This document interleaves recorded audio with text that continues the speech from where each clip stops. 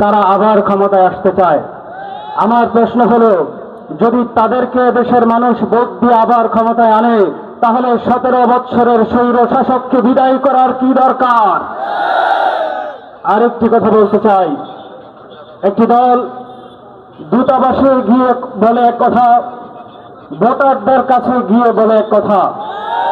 যারা বিভিন্ন জায়গায় বিভিন্ন কথা বলে, হাদিসের ভাষায় এটাকে নেফাকি তথা মুনাফিকি বলে, তারা আবার পূর্বের স্বৈরাচার এবং দুর্নীতিগ্রস্তদের কোনো না কোনো সময় সঙ্গী ছিল। পূর্বে যদি উভয় দুর্নীতিগ্রস্ত এবং স্বৈরাচারকে আমরা পরীক্ষা করে দেখে থাকি, তাহলে তাদেরকেও পরীক্ষা করা বাকি নাই। অতএব গত 54 বছরে শুধুই মানব রচিত আইন দ্বারা এদেশের শাসন হয়েছে, এদেশের মানুষ শান্তি পায় নাই।